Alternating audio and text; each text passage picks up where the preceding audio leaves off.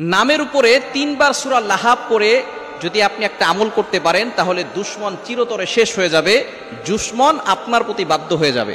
সূরা লাহাব খুবই চমৎকার একটি সূরা। এই সূরা লাহাব এমন সময় আল্লাহ পাক রব্বুল আলামিন নাজিল করেছিলেন যখন আল্লাহ পাক রব্বুল আলামিন নবীজি সাল্লাল্লাহু আলাইহি ওয়াসাল্লামকে নবুয়ত দিয়েছিলেন এবং নবীজি সাল্লাল্লাহু আলাইহি ওয়াসাল্লাম সকলের কাছে তিনি দাওয়াত প্রচার করেছেন। তখন তার চাচা আবু লাহাব সে কিন্তু এক হাত দিয়ে পাথর নিক্ষেপ করেছিল। আল্লাহ পাক রব্বুল আলামিন তার জন্য বলেছে তাব্বাত ইয়াদা আবি লাহাবি ওয়া তাব, আবু লাহাবের দুই হাত ধ্বংস হয়ে যায়। সুতরাং যারা দুশমন আছে, এই দুশমনকে যদি আপনি কাবু করতে চান, দুশমনের ক্ষতি থেকে যদি আপনি বাঁচতে চান, সূরা লাহাব, ওই দুশমনের নাম লিখে যদি সূরা লাহাব আপনি 3 বার পড়তে পারেন, কিভাবে পড়বেন আমি বলে দিচ্ছি। দুশমন এখন আমাদের সমাজে প্রত্যেকটা ঘরে ঘরে প্রত্যেকটা মানুষের আছে।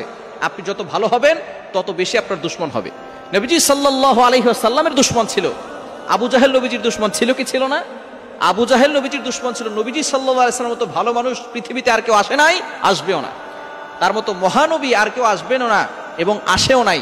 নবীজি সাল্লাল্লাহু আলাইহি সাল্লামেরও দুশমন ছিল। সুতরাং আমার আপনার দুশমন থাকবে। আপনি যখন ভালো কাজ করবেন, হক কথা বলবেন, সঠিক কথা বলবেন, তখন আপনার দুশমন বেড়ে যাবে। এই দুশমনের ক্ষতি থেকে বাঁচার জন্য দুশমনের নামটা লিখবেন। প্রথমে ওযু করে আমলটা করবেন। কিভাবে করবেন বলে দিচ্ছি। ওযু করে আমলটা করবেন।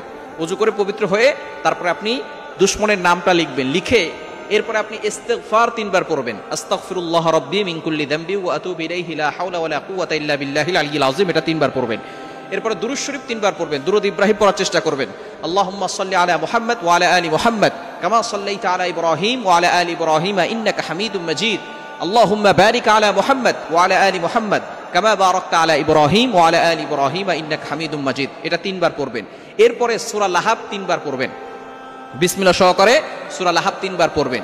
পড়ার পরে যেই ব্যক্তি আপনার সাথে দুশমনি করছে, আপনাকে ক্ষতি করার চেষ্টা করতেছে, আপনাকে বিপদে ফেলে দেওয়ার চেষ্টা করতেছে, ওই ব্যক্তির নাম 3 বার উচ্চারণ করবেন। এরপরে আপনি চোখ বন্ধ করে মনে মনে চিন্তা করবেন যে আপনি তাকে বাধ্য করতে চাচ্ছেন। এরপরে আপনি আল্লাহর কাছে দোয়া করবেন যে আল্লাহ, অমুক ব্যক্তি আমার সাথে দুশমনি করছে, আমাকে ক্ষতি করার চেষ্টা করতেছে, আল্লাহ তুমি আমাকে হেফাজত করো, তার ক্ষতি থেকে, অনিষ্ট থেকে আমাকে বাঁচাও। এভাবে যদি আপনি আল্লাহর কাছে দোয়া করতে পারেন, এই দুশমন আপনার বাধ্য হবে, দুশমন আপনাকে কোনো ক্ষতি করতে পারবে না, চিরতরে তার আপনার সাথে দুশমনি করা বন্ধ করে দিবে। সূরা লাহাব খুবই গুরুত্বপূর্ণ আমল। ইয়াকিনের সাথে যদি আপনি আমল করতে পারেন অবশ্যই ভালো ফলাফল পাবেন। 7 দিন আমল করবেন, টানা 7 দিন। ফজরের নামাজের পরে আমলটা করতে পারেন অথবা ইশার নামাজের পরেও করতে পারেন। যে কোনো সময় আমল করবেন, অবশ্যই ওযু করে করবেন, পবিত্র হয়ে তারপর আমলটি করবেন। টানা 7 দিনের ভিতরে দেখবেন আপনি ভালো একটা ফলাফল পাবেন। আল্লাহ তাআলা আমাদের সকলকে সকল ধরনের দুশমন থেকে হেফাজত করে।